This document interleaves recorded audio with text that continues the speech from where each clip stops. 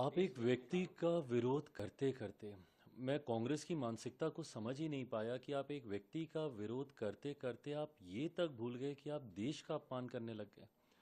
क्या भारत को बेचना, इसकी कल्पना भी कोई कर सकता है? ये सोच भी कैसे आती है कांग्रेस नेताओं के जहन में? पर स्वाभाविक है, उन लोगों के जहन में सोच आ सकती है जिन्होंने पूरे देश को बंदी बनाने का काम किया हो, इमरजेंसी देश में लगाकर।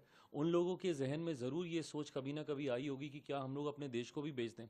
ये वही लोग हैं जिनके कार्यकाल में एक से एक बड़े घोटाले इस देश ने देखे। आज देश में एक ऐसा प्रधानमंत्री जिसने न सिर्फ देश में घोटालों पे, भ्रष्टाचार पे नियंत्रण लगाने का काम किया, एक ऐसा प्रधानमंत्री जिन्होंने अंतर्राष्ट्रीय स्तर पर हमारे देश का मान बढ़ाने का काम किया, एक ऐसे प्रधानमंत्री जिन्होंने एक गरीब परिवार से लेकर दुनिया में देश कैसे अपना नाम ऊंचा करे, अंतर्राष्ट्रीय स्तर पर कैसे भारत का सम्मान बढ़े, अंतरिक्ष के माध्यम से कैसे दुनिया में भारत की पहचान बने, हर स्तर पर उस व्यक्ति ने काम करने का काम किया।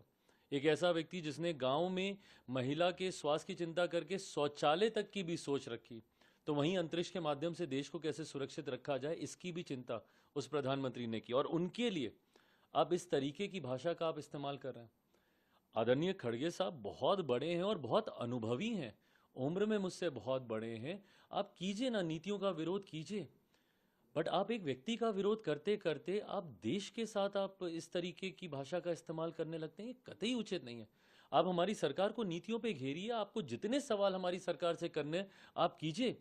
आपके पास पूरा हक है, पूरा अधिकार है, पर इस तरीके की भाषा का इस्तेमाल करना हमारे देश के लिए ये कतई उचित नहीं है। मुझे नहीं लगता कि कोई भी भारतीय इस बात को कभी भी स्वीकार करेगा या आपका कभी भी सम्मान करेगा जिस तरीके की भाषा का आपने इस्तेमाल किया देश को बेचने का। ये सोच किसी भारतीय के जहन में नहीं आ सकती। अगर आदरणीय खड़गे साहब अगर ऐसी सोच को भी रख रहे हैं तो कहीं ना कहीं ये चिंता की बात है।